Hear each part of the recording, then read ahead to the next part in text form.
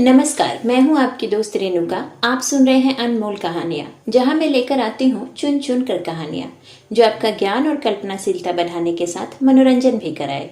आज की कहानी है एक आंच की कसर। सारे नगर में महाशय यशोदानंद का बखान हो रहा था। नगर ही में नहीं, समस्त प्रांत में उनकी कीर्ति गाई जाती थी। समाचार पत्रों में टिप्पणियां हो रही थी। मित्रों से प्रशंसापूर्ण पत्रों का तांता लगा हुआ था। समाज सेवा इसी को कहते हैं। उन्मत्त विचार के लोग ऐसा ही करते हैं। महाशय जी ने शिक्षित समुदाय का मुख उज्जवल कर दिया। अब कौन यह कहने का साहस कर सकता है कि हमारे नेता केवल बात के धनी हैं, काम के धनी नहीं। महाशय जी चाहते तो अपने पुत्र के लिए उन्हें कम से कम 20,000 रुपये दहेज में मिलते, उस पर खुशामत घाते में। लेकिन लाला साहब के सिद्धांत के आगे धन की रत्ती बराबर परवाह न की और अपने पुत्र का विवाह बिना एक पाई दहेज लिए स्वीकार किया। वाह वाह, हिम्मत हो तो ऐसी हो, सिद्धांत प्रेमी हो तो ऐसा हो, आदर्श पालन हो तो ऐसा हो। वाह रे सच्चे वीर, अपनी माता के सच्चे सपूत, तूने वह कर दिखाया जो कभी किसी ने न किया था।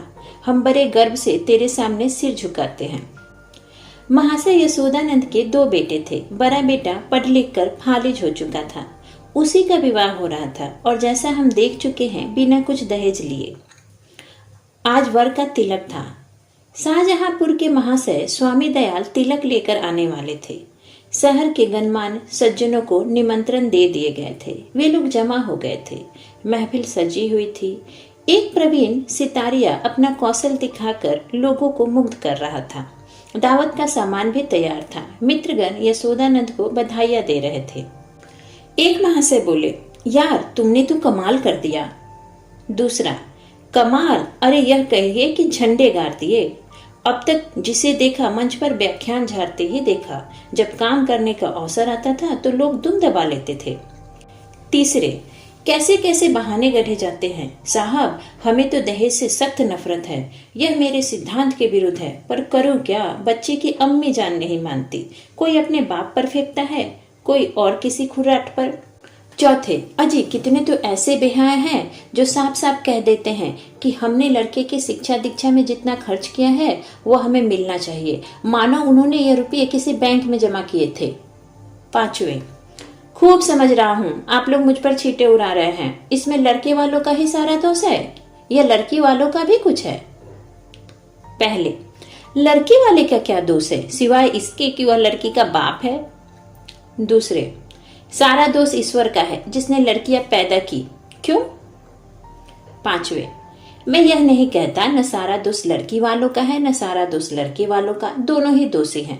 अगर लड़की वाला कुछ ना दे तो उसे यह शिकायत करने का तो कोई अधिकार नहीं है कि डाल क्यों नहीं लाए, सुंदर जोड़े क्यों नहीं लाए, बाजे गाजे और धूमधाम के साथ क्यों नहीं आए, बताइए। चौथे, हाँ आपका यह प्रश्न गौर करने लायक है। मेरी समझ में तो ऐसी दशा में लड़के के पिता से यह शिकायत न होनी चाहिए। पांचवें, तो यूं कहिए कि दहेज की प्रथा के साथ ही डाल, गहने और जोड़ों की प्रथा भी त्याज्य है। केवल दहेज को मिटाने का प्रयत्न करना व्यर्थ है। यशोदानंद, यह भी लेम एक्सक्यूज है। मैंने दहेज नहीं लिया है, लेकिन क्या डाल गहने न ले जाऊंगा? पहले, महाशय आपकी बात निराली है। आप अपनी गिनती हम दुनिया वालों के साथ क्यों करते हैं? आपका स्थान तो देवताओं के साथ है। दूसरे, 20,000 की रकम छोड़ दी, क्या बात है। यशोदानंद, मेरा तो यह निश्चय है कि हमें सदैव प्रिंसिपल पर स्थिर रहना चाहिए। प्रिंसिपल के सामने मनी की कोई वैल्यू नहीं है। दहेज की कुप्रथा पर मैंने खुद कोई व्याख्यान नहीं दिया, शायद कोई नोट तक नहीं लिखा। हाँ, कॉन्फ्रेंस में इस प्रस्ताव को सेकेंड कर चुका हूँ और इसलिए मैं अपने को उस प्रस्ताव से बंधा हुआ पाता हूँ। मैं इसे तोड़ना भी चाहूँ तो आत्मा न तोड़ने देगी। मैं सत्य कहता हूँ, यह रुपये ले लूं तो मुझे इतनी मानसिक वेदना होगी कि शायद मैं इस आघात से बच ही ना सकूं। पांचवें, अब की कॉन्फ्रेंस आपको सभापति न बनाए तो उसका घोर अन्याय है। यशोदानंद, मैंने अपनी ड्यूटी कर दी। इसका रिकॉग्निशन हो या ना हो, मुझे इसकी परवाह नहीं। इतने में खबर हुई कि महाशय स्वामी दयाल आ पहुंचे। लोग उनका अभिवादन करने को तैयार हुए। उन्हें मसनद पर ला बिठाया और तिलक का संस्कार आरंभ हो गया। स्वामी दयाल ने एक ढाक के पत्तल पर नारियल, सुपारी, चावल, पान आदि वस्तुएं वर के सामने रखी। ब्राह्मणों ने मंत्र पढ़े, हवन हुआ और वर के माथे पर तिलक लगा दिया गया। तुरंत घर की महिलाओं ने मंगलाचरण गाना शुरू किया। यहाँ महफिल में महाशय यशोदानंद ने एक चौकी पर खड़े होकर दहेज की कुप्रथा पर व्याख्यान देना शुरू किया। व्याख्यान पहले से लिखकर तैयार किया गया था। उन्होंने दहेज की ऐतिहासिक व्याख्या की थी। पूर्व काल में दहेज का नाम भी न था। महाशयों, कोई जानता ही न था कि दहेज या ठहरौनी किस चिड़िया का नाम है। सच मानिए, कोई जानता ही न था कि ठहरौनी है क्या चीज, पशु या पक्षी, आसमान या जमीन में, खाने में या पीने में। बादशाही जमाने में इस प्रथा की बुनियाद पड़ी। हमारे युवक सेनाओं में सम्मिलित होने लगे। वह वीर लोग थे। सेनाओं में जाना गर्व की बात समझते थे। माताएं अपने दुलारों को अपने हाथ से शस्त्रों से सजाकर रण क्षेत्र में भेजती थी। इस प्रकार युवकों की संख्या कम होने लगी और लड़कों का मोलतोल शुरू हुआ। आज यह नौबत आ गई है कि मेरी तुच्छ महातुच्छ सेवा पर पत्रों में टिप्पणियां हो रही हैं, मानो मैंने कोई असाधारण काम किया है। मैं कहता हूँ, अगर आप संसार में जीवित रहना चाहते हैं तो इस प्रथा का तुरंत अंत कीजिए। एक महाशय ने शंका की, क्या इसका अंत किए बिना हम सब मर जाएंगे? यशोदानंद, अगर ऐसा होता तो क्या पूछना था, लोगों को दंड मिल जाता और वास्तव में ऐसा होना चाहिए। यह ईश्वर का अत्याचार है कि ऐसे लोभी, धन पर गिरने वाले, बुर्दा फरोश, अपनी संतान का विक्रय करने वाले नराधम जीवित हैं और सुखी हैं। समाज उनका तिरस्कार नहीं करता, मगर वह सब बुर्दा फरोश है, इत्यादि। व्याख्यान बहुत लंबा और हास्य से भरा हुआ था। लोगों ने खूब वाह की। अपना वक्तव्य समाप्त करने के बाद उन्होंने अपने छोटे लड़के परमानंद को, जिसकी उम्र कोई 7 वर्ष की थी, मंच पर खड़ा किया। उसे उन्होंने एक छोटा सा व्याख्यान दे रखा था। दिखाना चाह रहे थे कि स्कूल के छोटे बालक भी कितने कुशाग्र बुद्धि हैं। सभा समाजों में बालकों से व्याख्यान दिलाने की प्रथा है ही। किसी को कौतूहल न हुआ। बालक बड़ा सुंदर, होनहार, हंसमुख था। मुस्कुराता हुआ मंच पर आया और जेब से एक कागज निकालकर बड़े गर्व के साथ उच्च स्वर में पढ़ने लगा। प्रिय बंधुवर, नमस्कार। आपके पत्र से विदित होता है कि आपको मुझ पर विश्वास नहीं है। मैं ईश्वर को साक्षी मानकर निवेदन करता हूँ कि निर्दिष्ट धन आपकी सेवा में इतनी गुप्त रूप से पहुँचेगा कि किसी को लेस मात्र भी संदेह नहीं होगा। हाँ, केवल एक जिज्ञासा करने की धृष्टता करता हूँ। इस व्यापार को गुप्त रखने से आपको जो सम्मान और प्रतिष्ठा लाभ होगा और मेरे निकटवर्ती में मेरी जो निंदा की जाएगी, उसके उपलक्ष्य में मेरे साथ क्या रियायत होगी। मेरा विनीत अनुरोध है कि 25 में से 5 निकाल कर मेरे साथ न्याय किया जाए।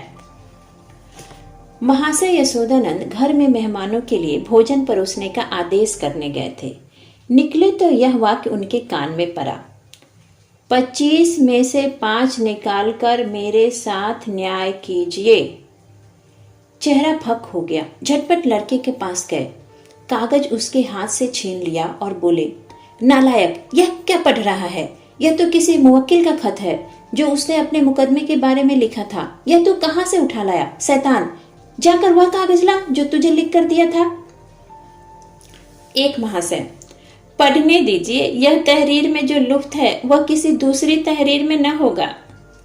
दूसरे, जादू वह जो सिर चढ़कर बोले। तीसरे, अब जलसा बर्खास्त कीजिए, मैं तो चला। चौथे, यहां भी चलतू हुए। यशोदानंद, बैठिए बैठिए, पत्तल लगाए जा रहे हैं। पहले, बेटा परमानंद, जरा यहां तो आना। तुमने यह कागज कहां से पाया? परमानंद, बाबूजी ने ही तो लिखकर अपनी मेज के अंदर रख दिया था। मुझसे कहा कि इसे पढ़ना। अब नाहक मुझसे खफा हो रहे हैं। यशोदानंद, वह यह कागज था सुअर, मैंने तो मेज के ऊपर ही रख दिया था। तूने ड्रॉअर में से क्यों यह कागज निकाला? परमानंद, मुझे मेज पर नहीं मिला। यशोदानंद, तो मुझसे क्यों नहीं कहा? ड्रॉअर क्यों खोला? देखो, आज तेरी ऐसी खबर लूंगा कि याद करेगा। पहले, यह आकाशवाणी है। दूसरे, इसको लीडरी कहते हैं। कि आप उल्लू भी सीधा करो और नेक नाम भी बनो। तीसरे, शर्म आनी चाहिए, यह त्याग से मिलता है, धोखाधड़ी से नहीं। चौथे, मिल तो गया था लेकिन एक आंच की कसर रह गई। पांचवे, ईश्वर पाखंडियों को यूं ही दंड देता है। यह कहते हुए लोग उठ खड़े हुए। यशोदानंद समझ गए थे कि भंडा फूट गया, अब रंग न जमेगा। बार बार परमानंद को कुपित नेत्रों से देखते थे और डंडा तौल कर रह जाते थे। इस शैतान ने आज जीती जिताई बाजी खो दी। मुंह में कालिख लग गई, सिर नीचा हो गया, गोली मार देने का काम किया है। उधर रास्ते में मित्र वर्ग टिप्पणियां करते जा रहे थे। एक बोला, ईश्वर ने मुंह में ऐसी कालिमा लगाई है कि हयादार होगा तो अब सूरत न दिखाएगा। दूसरा, ऐसे ऐसे धनी मानी विद्वान लोग पतित हो सकते हैं। मुझे तो यही आश्चर्य है, लेना है तो खुले खजाने लो, कौन तुम्हारा हाथ पकड़ता है? यह क्या कि माल भी चुपके चुपके उड़ाओ और यश भी कमाओ। तीसरा, मक्कार का मुंह काला। चौथा, यशोदानंद पर दया आ रही है, बेचारे ने इतनी धूर्तता की उस पर भी कलई खुल गई, बस एक आंच की कसर रह गई। इसी के साथ मैं आपसे विदा लेती हूँ, फिर मिलूंगी एक नई कहानी के साथ। तब तक आशा करती हूँ कि आप कहानियां सुनते रहेंगे और करना नहीं भूलेंगे लाइक, शेयर एंड सब्सक्राइब।